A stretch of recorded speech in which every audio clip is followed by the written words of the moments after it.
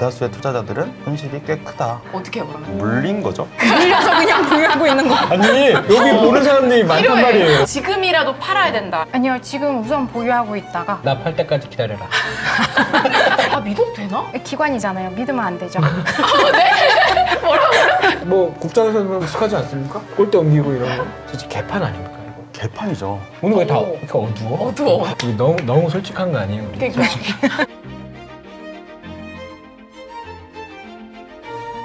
자, 4월 16일 수요일 미장은 지금 시작하도록 하겠습니다. 안녕하세요. 아, 놀러 온 기분 나서 너무 좋습니다. 놀러 왔다고요? 일하러? 이런 기분이 안 나요. 지난번에도 너무 여유롭다는 평가가 있던데. 맞아요. 그리고 오랜만에 라피키. 아, 네, 저 한 달 만에 나왔어요. 지금 보고 싶다 플러스 화이자 AS 해달라고. 화이자 왜 이렇게 AS 떨어졌냐고. 해드려야죠. 화이자 하락한 이유는 지난번에 얘기했던 경구용 다이어트 치료제. 네. 안 됐죠? 네. 그게 잘 안 돼. 간 현상으로 인해서. 살 빼려고 그러는데 먹는 걸 만들면 어떡해. 그러니까 말이에요. 오늘 우리 피키 언니가 이 이름표를 준비를 해주셨어요. 미장의 여왕, 니니, 미혼, 지식 덕후 알상무. 너무 이렇게 커요. 김기훈 파트너님 건 없어요? 저희가 오늘 몰랐어요. 네, 초면이기 때문에 아, 네. 플래툰 시스템이라고 이제 여기서 못하면 떨어지다. 프로듀스 원원이에요? 미국 시장 요즘에 할 말이 많죠? 오늘도 지금 엔비디아 때문에 그러니까. 우리 킹미 반도체가 굉장히 많은 영향이 있었는데 제가 오늘 들어오기 전에 충격적인 대화를 했습니다. 아니 제가 막 한미 반도체 어떡하냐 이렇게 얘기하고 있으니까 두 분이 한미 반도체를 저 때문에 알았대요. 엔비디아는 아는데 한미 반도체는 모른다. 국장을 아예 안 보시더라고요. 종목은 아는데 네. 뉴스 업데이트를 제가 안 해서. 아니 여의도 분들이 이러니까 코스피가 오르겠냐고. 국장을 모르는데 관심이 이렇게 없는데 이게 맞아요? 그 잔챙이는 안 보는 거 아닙니까? 네. 아니 이 양반들은 가능한 시총이 거. 네. 코스피 정도 되는 시총을 엔비디아 이런 거 보고 있는데 네. 한미반도체 검색한 게 한 3년 전? 국장 아예 안 하. 삼성전자도 안 보세요? 삼성전자도 안 보는 날이 많아요. 코스피 지수랑 코스닥 지수 정도 보죠. 네. 그래서 미장은 지금을 따로 하는 거예요. 왜냐면 미장하고 국장하고 낮밤이 다르고 좀 시스템이 달라서 미장은 지금을 그래서 따로 해야 되는 거예요. 사실은 월화 뭐 그렇게 분위기가 나쁘진 않았어요. 그런데 좀 실망하니까 우리나라 시간으로 오전에 H20을 또 못 팔게 한다고 그래서 삼성전자도 많이 빠지고 그런 상황에서 미국 시장에 들어가는 거죠. 수목금인데 금요일이 휴일장이잖아요. 그래서 오늘하고 내일밖에 없어요. 미장도. 그래서 포지션 어떻게 하실지 고민이 굉장히 많이 되실 거고 목요일에 특히 포지션 정리. 근데 목요일에 좀 늦어요. 그죠? 휴일 전날에는 이미 좀 장이 얇아졌죠. 많이 얇아진 걸 느끼고 있습니다. 장이 얇아졌다는 건 이제 호가가 촘촘하지 않고 보면은 딱 보면 알거든요. 네. 아 이건 거래가 많이 안 되고 있구나. 그래서 이번 주도 좀 쉬고 다음 주도 이제 부활절이 있어가지고 4월 말까지는 좀 장이 가벼울 수 있는데 S&P 500 차트부터 보시죠. 지난주에 반등했고 주봉 가져왔는데 60주 이평선을 하회하고 있어요. 주봉 기준으로는 아직 반등 정도지 추세적으로 바닥을 찍고 올라갔다라고 보기는 좀 어려운 상황이에요. 그래서 여전히 좀 장기적으로 보시거나 또는 지난주에 좀 반등했을 때 조금 줄여주시면 어땠을까. 이번 주도 그렇고 나스닥 일봉 보시면은 S&P 500보다 더 하락 추세죠. 사실은 제가 뒤에도 말씀드리겠지만 이러면은 미국 국채도 좀 약해질 수 있는 상황이고 니케이 225 오늘 좀 빠졌죠. 나스닥이나 S&P 보시면 이렇게 사선인데 니케이는 이제 훅 빠져서 여기서 쉬고 있어요. 상황이 안 좋은 거고 항생도 좀 빠지고 있고 코스피 오늘 좀 많이 빠졌죠. 오늘 이제 반도체 쪽에 좀 네. 괜찮아요 반도체. 반도체 쉽지 않아요. 근데 잘 하신 거잖아요, 그렇죠? 정리하시고. 네, 저 포지션 정리 좀 했습니다. 익절도 하고, 손절도 하고. 저도 이제 우리 여의도 선배님들을 따라서 국장에는 다시는 발도 붙이지 않아요. 왜 그래 왜? 지금 한미 반도체 수호 여신인데. 국장에 상처를 많이 받아가지고. 아니 유럽이 요즘에 좋다고 하니까 맞아요. 유럽, 금 이쪽으로. 최근에는 미장이 더 상처가 심해서 국장이면 양호하죠. 혹시 파트장님도 매매를 따로 하시나요? 네, 미국 주식만 하고 있어요. 그때 정상민 매니저님은 엔비디아에 120불에 지금 세게 물려 계시다고. 저는 이게 말씀드리기 좀 조심스러운데 네. ETF를 비겁하게. 잠깐만. ETF인데 몇 배? 레버리지? 레버리지도 하기 때문에 네. 여기 있었네. 여기 계셨네. 물려있다. 물려있다. 일단은 물려있다. 녹았어요? 한창 녹을 때는 저는 안 갖고 있어서 괜찮았는데 장기 투자하시는 거예요? 아니죠. 그건 아니죠. 네. 혹시나 해서. 최근에 변동성 때문에 네. 이제 들어갔는데 네. 역시나 쉽지 않다. 여의도 분들 이렇게 다 물려있어. 제 지론에 가까운데 레버리지를 안 쓰면 1년 동안 먹는다고 쳐도 많이 올리면 30%잖아요. 근데 3배 레버리지를 하면 90%잖아. 물론 비용을 내지만. 근데 시간도 우리한테 자원이거든요. 레버리지를 쓰면 먹는 시간, 잃는 시간을 줄일 수가 있잖아. 그쵸. 잃는 시간을 줄인다고요? 잃는 시간도 빨리 줄여야 빨리 일어나. 빨리 딴 걸 하지. 물려가지고 1년 내내 물려가지고 속상해하고 있으면 안 좋은 거 아닌가요? 빨리 잃으면은 이탈할 수도 있어요. 그러니까 이탈하고 빨리 하고 이탈하라. 딴 거 해야지. 그럼 시간도 아끼고 내 인생도 아끼는 거 아닙니까? 정신 차리고. 아 여의도 사람 다 그런 거. 아니 우리 피키 언니는 보유를 며칠 정도 하세요? 레버리지요? 네, 레버리지도 레버리지는 괜찮고. 우선은 당일 매수 당일 매도요. 손절이 됐든 안 됐든. 근데 그건 그냥- 무조건이에요. 아 그래요? 네. 네.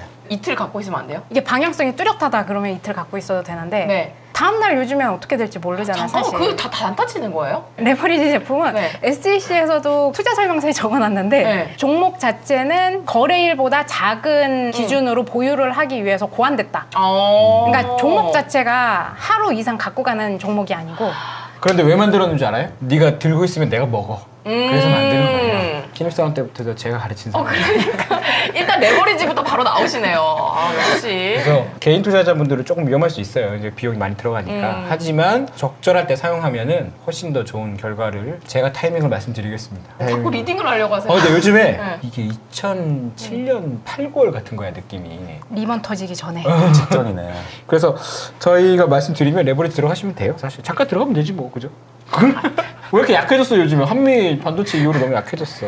대만도 이제 TSMC랑 엔비디아랑 엮여 있으니까 대만도 꽤 타격이 커요. 등락률 보시면은 미국은 오늘 반영 안 된 거고 우리는 반영된 거죠. 주간으로 지금 플러스긴 한데 연간으로 우리도 지금 거의 없어요. 코스피 2%고 코스닥이 3%밖에 안 올라갔고 나스닥도 마이너스고 지금 연간으로 거의 대부분 마이너스고 인상적인 거는 원달러가 좀 많이 하락했다. 그러니까 네. 원화가 강해졌다. 달러가 요즘 많이 약해지죠. 그죠? 원화가 강해진 거 맞아요? 아니요, 원화가 강해졌는데 덜 강해졌고 유로화와 옌이 제일 강해졌고 그거에 반대되는 쪽에서 달러는 좀 약해졌고. 그러니까 이게 달러가 약해졌다고 해서 원화가 강해진 게 아니고 원화도 사실 같이 약해지고 있는데 상대적으로 조금 그래 보일 뿐. 그러니까 이제 외국인들이 원화가 안 강해져. 그러면 약간 계속 이제 거기서 순위에서 밀리는 거예요. 그래서 외국인이 그렇게 계속 파는 이유가 네. 오늘도 또 팔았죠. 게다가 오늘 모건 스탠리가 우리나라 올해 실질 성장률 전망치를 1%로 낮췄어요. 모건 스탠리 이놈들 또 다음은 제가 볼 땐 노무라가 또 낮출 거예요. 이거? 노무라 이놈들. 일정 보시면은 이번 주에는 기업 실적이 꽤 중요한 게 많이 나와요. 넷플릭스가 금요일에 나와서 넷플릭스 얘기 되게 많더라고요. 관세 영향을 안 받다 보니까 네. 상대적으로 이익을 누릴 수 있지 않을까. 이게 독점 때리면 되지 않나? 중국이나 뭐 유럽에서. 점 얘기는 아직 없는 것 같아요. 메타는 지금 독점 맞아요. 관련해서 일 맡고 있잖아요. 지금 월요일 날부터 재판 시작하지 않았어요? 재판? 메타가 예전에 페이스북일 때 인스타그램을 샀잖아요. 네. 그걸 이제 독점적 지위를 또는 독점적 시장을 만들려 의도해서 했다라는 소송이 몇 년 전부터 있었는데 약간 날 수도 있다고 생각하나 봐요. 그죠? 벌금을 많이 맞을 수도 있다고. 근데 벌금 맞으면 그거 스플릿 해야 되거든요. 분사해야 되거든요. 분사해야죠. 그러면 좀 메타에 큰 타격이 올 수 있어요. 아 그러면은 인스타그램 홀딩스 뭐 이런 식으로 갈 수도 있는 거예요. 분할 상장할 수도 있는 거네요. 근데 분할 상장하면은 메타, 숏, 인스타, 롱 어? 해야지 되지 않을까? 그치. 아니지, 스레드 쇼. 아닌가? 우리나라 물적 분할을 보면 네. 거기에 뭐가 가는지 봐야죠. 아, 숫자를 보시라고. 분할은 하지만 뭐 인스타에 뭐 저작권 같은 거 메타가 다 메타가 가져가고 다 그럴 수도 있으니까. 어쨌든 가능성이 있어요. 경제지표 보시면은 수입 물가 어제 발표 났는데 미국 물가가 낮아졌어요. MOM으로. 오늘 중국 GDP 나왔죠? 5.4. 중국 1분기 GDP는 1분기 끝나고 15일 정도 지나면 바로 나옵니다. 안 바뀌고요, 이거. 1분기에 5.4를 소매 데이터 이런 거 보면 못할 것 같았는데, 그죠? 네. 중국은 그냥 하는 거죠. 캐나다 기준금리 오늘 결정하고요. 내일은 ECB가 결정하고 한국이라고 빼놨는데 한국도 내일 결정해요. 지금 아무리 미장은 지금이라고 해도 한국 금통위 소식을 어떻게 뺄 수가 이게 있어요. 미장은 지금 데이터 준비하다 보면 한국 데이터 잘 안 보게 돼요. 아, 저는 똑같네요. 맞아요. 그래서 캐나다하고 ECB 그리고 우리나라가 내린다. 중앙은행 분위기가 인하하는 분위기로 갈 수도 있어서 주식은 좀 좋긴 한데 우리나라는 동결 전망이고 ECB는 인하 전망이고 캐나다는 잘 모르겠다. 뭐 이런 분위기예요. 그리고 굿프라이데이 금요일에 웬만한 기독교 국가들은 다 쉽니다. 실질적으로 이제 남은 영업일은 수목밖에 없다. 그래서 이제 미장은 지금 처음에 제가 막 미장 침공 프로젝트 이랬는데 아직은 침공은 못하고 있고 좋아지면 제가 침공 다시 붙이도록 하겠습니다. 네. 원달러 환율 오늘도 좀 하락했는데 원화에 대한 롱 포지션은 아직 좀 애매한 것 같고 엔비디아 지금 빠지고 있죠. 올해 초부터 계속 밀렸어요 사실은. 그래서 엔비디아 실적이 나쁘다고 말하는 사람은 없는데 시황 같은 거 보시면 엔비디아 언급 자체가 별로 없어. 미장 전문가로서 엔비디아 롱숏 여기서 진검승부 한번 겨뤄보시죠. 지금 현재 보유하고 있다라고 하면 우선 보유, 추가 매수 금지. 네. 장기적으로 봤을 때 바닥 찾고 나서는 당연히 실적이 나쁘지 않다는 전제하에 좋을 것 같아요. 바닥이 어딘지 얘기해야지. 우선은 2분기까지는 모르지 않을까? 아니 왜 언니 괴롭혀요? 테슬라 같은 경우는 변동성이 적어졌죠. 테슬라가 빠진 게 처음 아니잖아요. 고점을 찍고 다시 고점 올라오는데 3년 정도 걸린 걸로 알고 있는데 테슬라나 엔비디아나 결국은 미래 가치를 땡겨서 주가에 반영해 놨는데 실제 이게 맞나라는 거를 좀 보고 있는 것 같아요. 네. 그래서 단기적으로는 좋을 수는 없다고 생각해요. 특히나 이제 트럼프의 눈밖에 나고 있는 게 약간 슬쩍 이제 너는 내 사람이었다가 질렸나? 환승연애. 근데 또 다르게 생각하면은 도찌를 그만두고 난 다음에 일론 머스크는 테슬라에 좀 더 집중할 수 있다라는 부분에 있어서는 또 긍정적이지 않을까 생각을 있어요. 그리고 지난주에 혹시 테슬라 인도하는 방법 보셨어요? 보통은 사람이 운전을 해갖고 갖다 줘야 되잖아요. 네네. 자율주행으로 집 앞까지 오. 사람 없이. 그래서 자율주행을 어쨌든 꾸준히 하고 있다라고 하면은 괜찮지 않을까. 근데 저도 그렇게 생각을 했거든요. 테슬라에 집중하고 이제 스페이스X도 있다 보니까 거기 또 호재 나오는 테슬라 주가에 반영이 될 거고 좋지 않을까 생각을 해보다가 테슬라에 더 좋은 게 나올까라는 지금 실망이 있어요. 로보택시가 나와도 이게 뭐가 그렇게 크게 다를까. 테슬라 갖고 계시지 않아요? 근데 알사모님한테 물들어가지고 이 정도면 변신 로봇이라도 돼야 부 하고 사지. 뭐 옵티머스 어디 갔어? 테슬라 ETF는 아닌가 봐요. 아까 사셨다는 거. 아 아니죠. 눈을 보니까 약간 램프는 여전히 좀 잘 팔리긴 한데 여전히 이제 빅테크나 M7 이쪽이 계속 안 좋은 상황이죠. 하지만 CME는 괜찮죠. 제가 가져온 거지 않습니까? 그러니까요. 역시 그에 비해서 이제 UiPath는 그래도 뭐 더 빠지진 않았네. 그죠? 네, 이거는 뭐 박 팀장님 요즘에 피곤해 보이시던데 이것 때문은 아닌 것 같고 뭐 그리고 이제 여기 리앙님의 주식은 얘는 왜 그런 거예요? 제가 얘기했을 때보다 조금 빠졌네요. 아 근데 이거 오르는 차트는 아니지 않습니까? 아이, 제가 여기 나오신 분들이 말하는 거 다 계속 가져오거든요. 네. 아 그래요? 네, 빠져나갈 수가 저도 없어요. 왜 이래요? 빨리 애프터 서비스 해주세요. AS. 아, 단기적으로 좋은 걸 얘기할 거 그랬어요. 그거 있어요? 단기적으로 좋은 거? 그거는 이따 제 파트 때. 오. 분량 확보하려고 지금. 보시다시피 지수 전체적으로도 안 좋고 굉장히 큰 개별 종목도 별로 안 좋아요. 그래서 여전히 조금 기다리셔야 될 것 같고 달러 좀 싸졌으니까 달러 좀 쟁여 놓으시고 좀 기다리시면 좋지 않을까. 결정적인 계기 같은 게 있을 거예요. 뭐 베센트나 뭐 나바로나 네. 트럼프면 제일 좋겠지만 어쨌든 그런 상황이라서 김기현 파트장님이 준비해 오신 자료부터 볼까요? 네, 그러시죠.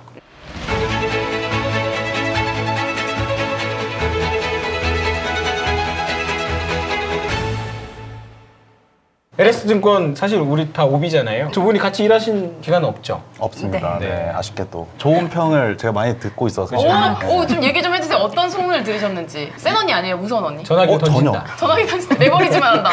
던져요? 팀장님, 본부장님이 삼고초려해서 다시 돌아오라고 했는데 와. 연봉을 못 맞춰서 와, 그러니까. 연봉이 사장님만큼 달라고 얼마나 그래가지고 능력자인 거야. 아닙니다. 오. 그래서 재밌었죠 회사. 아, 청무님이랑 있을 때가 제일 재밌었죠. 그죠? 우리 상무님은 어떠셨나요? 이것저것 되게 꼼꼼히 알려주시는 선배님이요. 꼼배? 꼼꼼히. 꼰대 아니고. 꼼배? 파트장님도 토종 LS는 아니시잖아요. 아, LS에 합류한 지 얼마 안 됐고요. 네. 엄청 좋은 곳에 있다고 오셨다고. LS만 하겠어요? 이런 거구나. 아니, 이 세 분이 다 기관 출신이잖아요. 저는 그래서 사실 마뜩지가 않습니다. 개미를 털어먹는. 제가 기관 투자자 했을 때는 네. 개미를 털어먹자 이런 게 아니고 그냥 이렇게 쑥쑥 이렇게 걷어들이는데 같이 따라오는 거 아니, 뿐이거든요. 포지션이 항상 반대잖아요. 저희는 이제 한미반도체 같은 거 뉴스에 나잖아요. 네. 신문에 이렇게 난단 말이야. 네. 팔고 있는데 개인이 사주는 거지. 사실은 우리가 개인을 털어먹는 게 아니고 개인이 막 받치고 있는 거야. 막 왜 이렇게 받치는지 모르겠어. 오. 그리고 막 나중에 기관이 털어먹었다고. 네. 그래서 우리는 외인 형님들도 받치고 있거든요. 아. 외인 형님 다 던지고 오늘 말씀해 주시죠. 관세 얘기를 하려고 하는데 이게 제가 방송 출연하고 그 네. 다음 날부터 나스닥 차트를 이제 2시간짜리로 이제 그려놓은 건데 네. 얘네들이 어떤 이유 때문에 저렇게 오르락내리락 했는지 네. 그런 것들을 간단하게 오. 말씀드리려고 가져왔습니다. 이게 설명이 돼요? 최근에는 돼요. 이게 너무 명확하거든요. 지난 다음에 얘기하는 건 어렵지 않아요. 네. 네. 4월 3일 날 이제 보편 관세를 발표를 했죠. 저기 숫자는 나스닥 포인트인데 다음날 발표하는 순간에 6.5%가 바로 빠졌어요. 다시 봐도 무섭다. 저 아침에 분위기 어땠어요? 일어나서 보고 이게 맞나? 이거를 한다고? 약간 이런 생각을 했죠. 가운데 보면 한국도 있죠. 50, 25 무슨 숫자인지도 모르는 숫자들이 있고요. 사실 이제 이 장들을 살펴보려면 트위터를 보면 좋아요. 네. 이건 뭐 트루스 소셜이긴 하지만 트럼프가 내 정책은 안 바뀐다. 그때만 그런 거죠. 지금은 부자가 되기 좋은 시간이다라고 얘기했는데 누구라고 얘기 안 했어요. 내가 부자가 되는 게 좋은. 우리 가족이 내가 부자다. 쇼쳤다. 다들 트럼프 얘기하는 거 들으려고 트루스 소셜을 보고 있기 때문에 그쵸. 사실상 혼자만의 SNS죠. 리펄처럼. 위플 재밌던데요, 그래도? 위플 보세요? 보세요? 아, 당연하죠. 활동하고 계신 거냐? 닉네임 되세요. 레벨 몇이에요? 어제 들어가서 투표도 했다고요. 오. 뭐에 투표했어요? 이제 이 쭉쭉 빠지는 시기에 이제 빌 레크먼이라는 사람이 일요일에 트윗을 날렸는데 네. 월요일 날 관세 유예가 가능성이 있다라고 얘기를 했어요. 그리고 이제 관세가 시작이 됐죠. 시작은 토요일 날 됐는데 장이 시작된 게 월요일이었죠. 그래서 시작하자마자 5.8% 하락하고 시작했죠. 전문가의 관점으로 트레이딩하는 관점으로 6% 빠졌어. 그럼 삽니까 안 삽니까? 사게 되죠. 살짝 한번 사죠. 근데 이제 다음날 7%더 빠진 거잖아, 그죠? 이번에 수익률 어떻게 되는지 요 관세 기간 동안. 근데 저는 현금화를 좀 많이 시키고 아 있죠. 이미 네. 워렌버핏 한국의 워렌버핏이야. 지금 매매를 거의 안 하시겠네요. 아, 지금 우선 쉬고 있어요. 어... 지금은 쉴 때다. 약간- 고수는 죄송. 박수장님은 뭐 했어요, 좀 그냥? 제가 이제 차트 준비해놓은 기간 동안에 앞에 절반은 벌었어요. 뒤에 절반은 뒤에 레버리지를 했기 때문에 LS는 역시 돈 번 사람이 있는구나. 아, 역시 레버리지. 개미를 털어먹는 기관이 아니라고. 같이 털리는 같이 기관이라고. 저는 기관이 아니니까. 리왕은 이장형 뭐 했습니까? 물타기 안 해요? 테슬라 저렇게 싼데? 엔비디아, 애플. 그 인스타만 하고 있어요.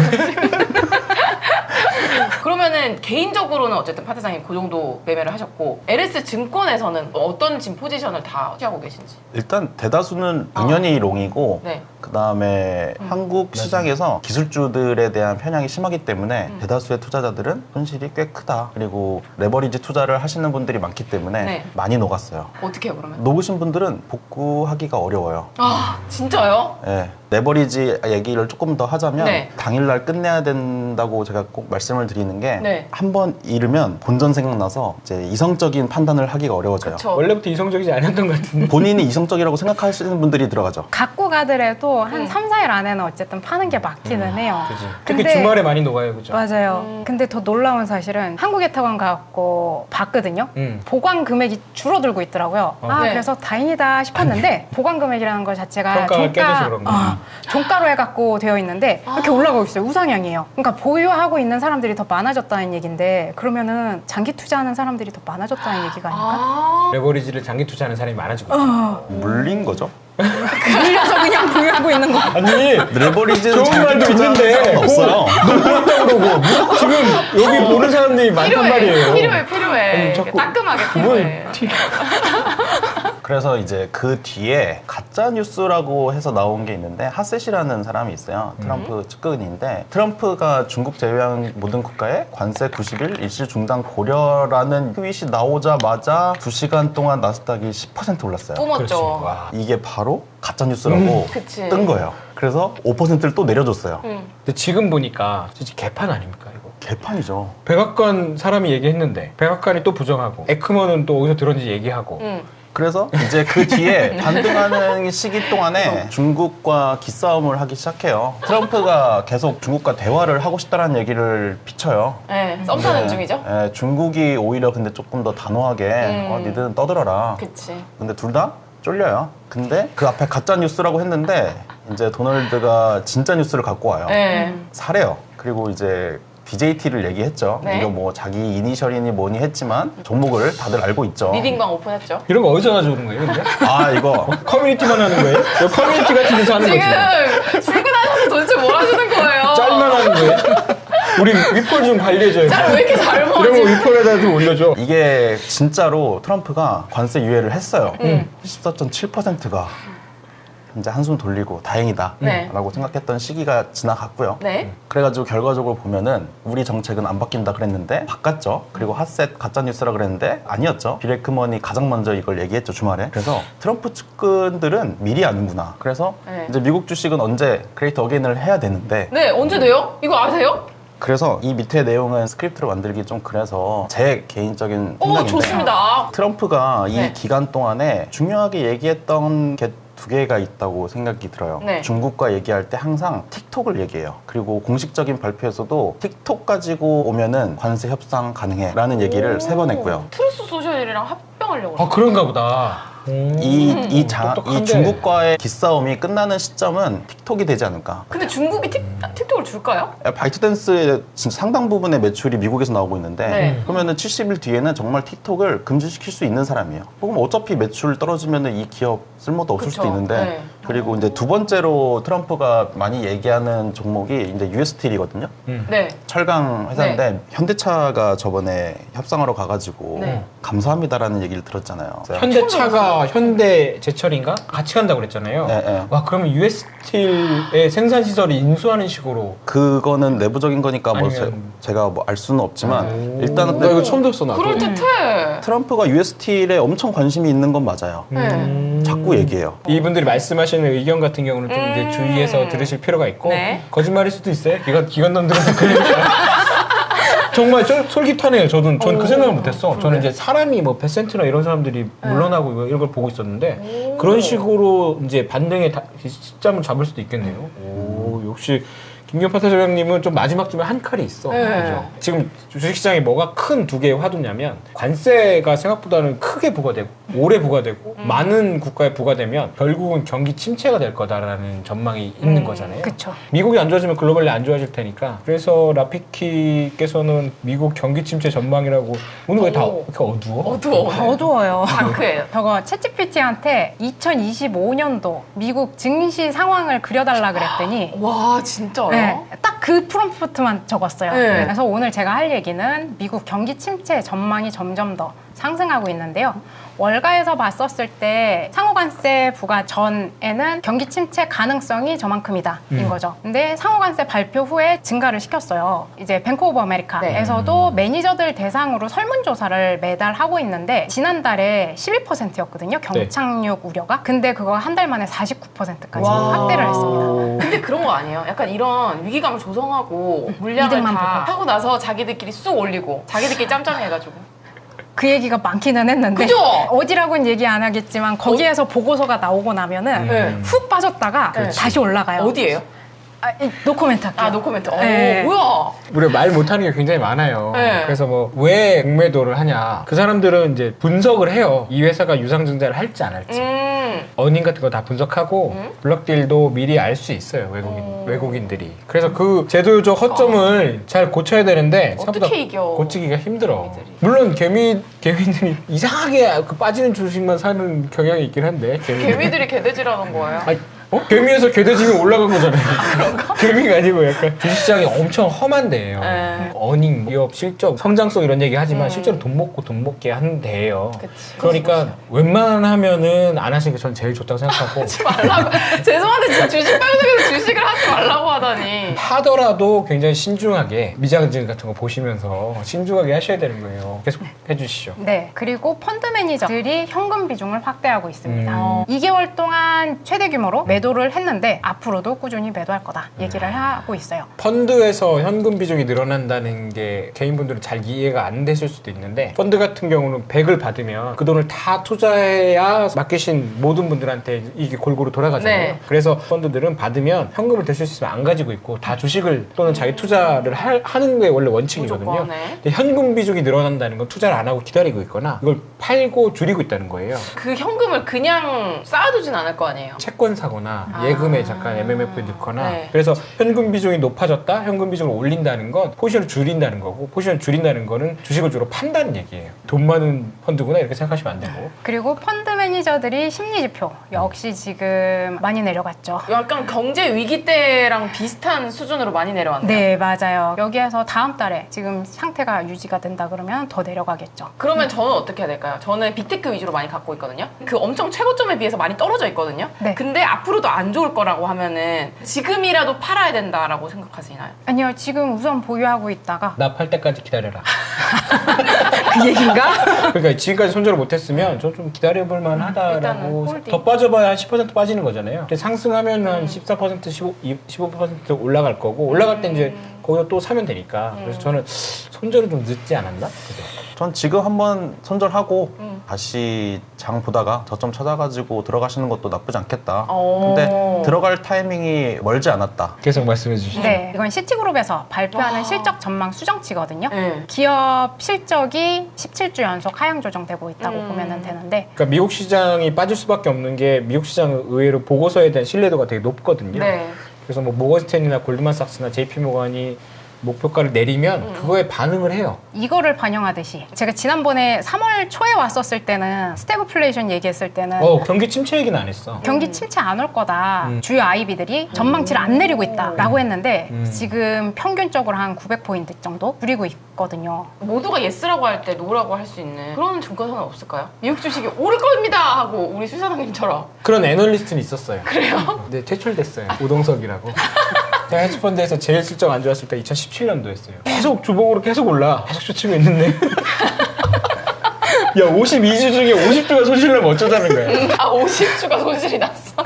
거기에다가 요즘에 아, 나 이거 되게 네. 중요한 시그널인 것 같아요. 아, 그쵸. 패밀리 레스토랑이 파산을 하고 있어요. 어. 패밀리 레스토랑이 이렇게 파산을 하는 거가 되게 안 좋은 시그널인 게 미국은 이렇게 패밀리 레스토랑 가고 밥 먹으면서 가족들이랑 얘기하고 이거를 되게 중요하게 네. 여기는데 파산하고 있다는 거는 사람들 소비를 더 안 한다는 얘기거든요. 아. 그렇다는 부분에서 집에서 요거- 그냥 해먹고. 그쵸. 번외로 얘기 드리자면 음. 이번 주말 부활절인데 어. 계란값이 비싸서 감자로 감자로 하는 한다고. 거. 감자에다가 색깔 칠해가지고 이렇게 논다고 하더라고. 네, 그래서 오늘의 라포인트. 이거 또 따라해, 이거. 이러다 다 하게 생겼어요. 국가부도의 날 혹시 보셨어요? 아 띵작이죠. 윤정학이 그 자금을 확보해요. 그거를 달러를 매입을 하죠. 그러니까 오. 안전자산에다가 투자를 했다고 볼 수 있죠. 잘하네. 그래서 안전자산에다가 투자한 다음에 부동산이 최저를 찍었을 때 그 많은 돈을 가지고 부동산을 투자를 합니다. 그래서 제가 여기에서 얘기하고 싶은 거는 현금 비중을 늘려라. 아, 역시 내 제자야. 현금 비중을 늘리고 바닥이 확인됐을 때, 그러니까 현금 비중을 늘린 다음에 이걸 그냥 냅두면은 돈이 날아가죠. 네. 그러니까 이제 MMF나 RP나 예금, 채권 등에 투자를 해가지고 보호를 하고, 그리고 바닥 확인된 다음에 주식을 매수를 해라. 아 개보수네.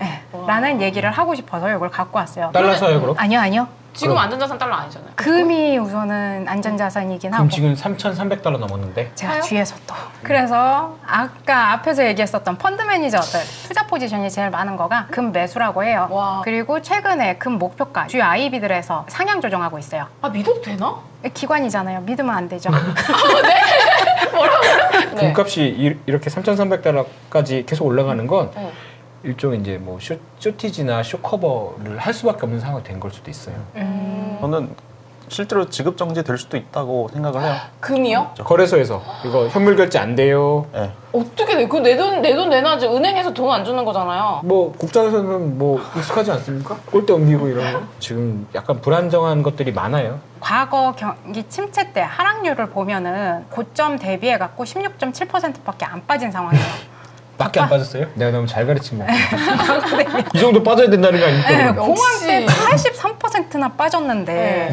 지금보다는 좀 더 2분기에는 더 하락할 수 있다. 우리 너무 솔직한 거 아니에요, 우리? 그러니까. 좀 뭔가 희망을 빠지다니. 좀 주긴 해야 되는 거 하나도 희망을 안 주네. 그 화이자도 정리할까요? 꾸준히 얘기하지만 전 이거 배당 때문에 주가가 이렇게까지 빠질 줄은 몰랐어요, 솔직히. 근데 요즘에는 뭐 살 것도 없고 다 현금 보유 하시면은 아유, 그래도 열심히 시장은 봐야죠. 이랬다가 지난주처럼 12%땡 오르면은 오르면 어떡해요? 틱틱이 하는 거 아니에요? 맞아요.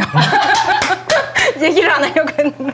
저희가 이제 다른 방송하고는 달리 거짓말은 잘 못해. 좋은 얘기는 못해. 네, 그래서 좀 불편하실 수도 있는데 안 불편해요. 왜냐면 이렇게 정확하게 얘기를 하셔줘야죠. 더 정확하게 얘기해줘도 되나? 아, 여기서 더 이상.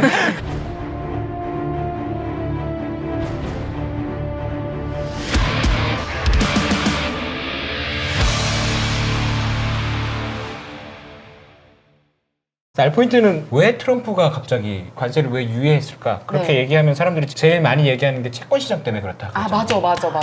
제가 아무래도 채권으로 시작했고 채권을 제일 오래 했기 때문에 네. 채권 시장에 대해서 설명을 드리고 싶었는데 시간이 많지 않아서 오늘은 조금만 말씀드릴 건데 제가 이거 3배 정도 되는 책을 다 읽고 내린 결론을 우선은 보시면 우리는 뭔가 움직일 때 항상 어딘가에 힘을 주고 그 힘으로 일어나고 이렇게 그죠? 그렇다고 생각해요. 그리고 실제도 그렇고 그러면 우주에서 네. 로켓은 어떻게 가는 걸까요? 우주에는 공기가 없잖아요. 그러니까. 진공이잖아. 네. 어떻게 가는 걸까요? 우리가 경험하는 세상은 뭔가 밀어야 돼. 힘을 줘야 돼. 그거에 대한 반발력으로 움직인다고. 우리가 어떤 경험하는 세상에 갇혀있기 때문에 판단을 못하는 거예요. 사실 작용 반작용이라고 있어요. 상관없어. 뒤에 뭐가 있든 말든 아까 김경 파트장님이 얘기한 것처럼 뭘 내가 던지면 작용이 있기 때문에 내가 뒤로 멀어지는 것만큼 내가 앞으로 가요. 우리가 우주 공간을 경험을 못 해가지고 아주 쉬운 것도 우리가 이렇게 잘 모르거든요. 제가 이걸 왜 가져왔냐면 이 금융을 얘기할 때 힘든 점이 일반인이 경험하는 금융이라는 게 주식이랑 대출이랑 요 정도밖에 없어요. 네. 실제로 금융은 되게 심플하지만 굉장히 뭐랄까 의외의 지점에서 메커니즘으로 돌아가거든요. 의외의 책들이 이렇게 많이 나오는 줄 알아요? 자랑하려고. 내 지식을 모두에게. 우선은 이렇게 두껍게 써줘야 설명이 가능하고 계속 써줘도 사람들이 잘 납득을 못해요. 맞아. 이 책이 나올 정도로 옛날에 깨달은 사람들은 부자가 됐지. 로스차일드 같은 사람들. 네네네. 오늘은 첫 시간이라서 약간 낯설 수 있어요. 제도권 교수님들이나 이런 분들은 뭐 말도 안 되는 얘기라고 할 수도 있어요. 네. 하지만 계속 듣다 보면은 네. 이제 세뇌돼가지고 이해하게 될 거예요. 어. 로스차일드 다 알죠? 네. 로스차일드 엄청 부자라고 다 알잖아요. 네. 근데 지금 로스차일드 사람 세계 부자 목록에 나오나요? 아니요. 안 나오죠.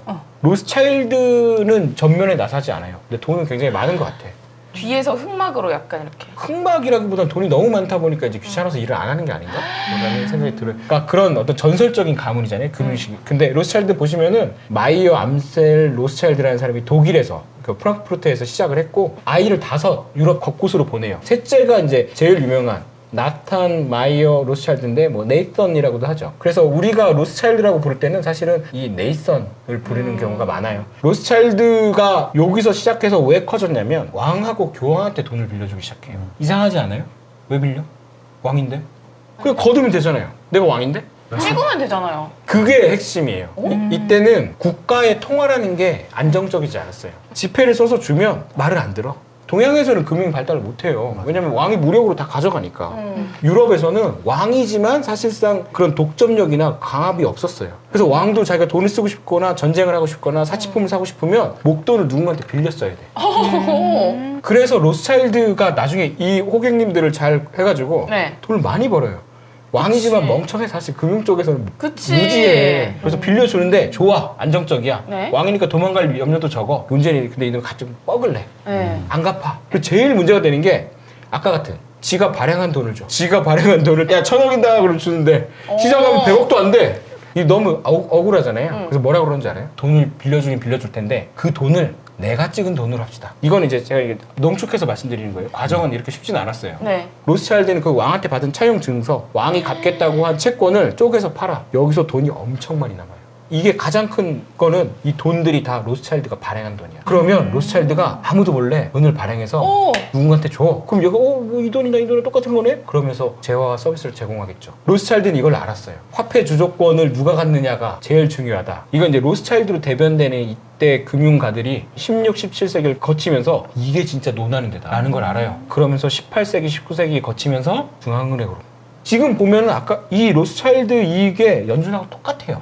재무부가 채권을 발행하면 그 채권은 달러로밖에 발행할 수가 없어요. 그 달러의 발행권은 연준이 가지고 있어요. 한국 중앙은행은 안 그래요. 국가가 만든 중앙은행은 이런 식으로 움직이진 않아요. 민간이 만든 중앙은행들은 이런 식으로 움직여요. 짧게 말씀드리면 이건 무조건 외워요. 국채 발행액은 화폐 발행액이야. 아까 이 시스템에서 채권을 이렇게 주잖아요. 그만큼 로스차일드가 돈을 줘요. 마찬가지로 연준에서 재무부에서 100만 달러어치 채권을 발행하면 네. 연준이 그만큼 재무부에 주는 거나 마찬가지예요. 물론 연준이 막 맘대로 돈을 찍진 않지. 근데 상관없어요. 연준은 국가가 발행한 채권을 다 가지고 있는 거예요. 그럼 이게 맞다고 동의하시면 미국 국채가 많다. 부채가 많다지만 사실은 그만큼 돈이 본원 통화가 늘어나는 거예요. 그러니까 부채가 늘어나는 게 경기가 나빠지는 게 아닐 수도 있다는 얘기예요. 그래서 왜 금값이 이렇게 오르냐? 국채가 늘어나니까 그만큼 통화가 늘어나서 통화 가치가 떨어지고 있는 거예요. 만약에 국채 발행량이 줄잖아요? 국채 잔존액이 줄잖아요? 그럼 엄청난 디플레이션이 날 수도 있어요. 그렇다면 왜 이번 채권 시장이 난리가 났냐? 네. 이것 때문에 그래요. 이 자본주의 시스템은 이렇게 돌아가요. 돈이 남는 주체가 있어요. 노동자, 네. 돈이 필요한, 돈을 이니. 빌리는 사람들이 있어. 이 둘을 연결해주는 게 금융 시스템이에요. 돈이 남는 사람이 예금을 하고 그 예금을 은행은 필요한 사람한테 빌려주고 로스차일드는 세상과 정부 사이에서 그걸 하고 있는 거고. 오. 좋게 말해서 신용창출이라고 불러. 하지만 그건 말이 좋아서 신용창출이지 노동력 모터를 돌리고 있는 거예요. 영상 찍어대. 그러니까 사람들이 움직임 자체가 자본주의 시스템이 돌아가는 거예요. 네.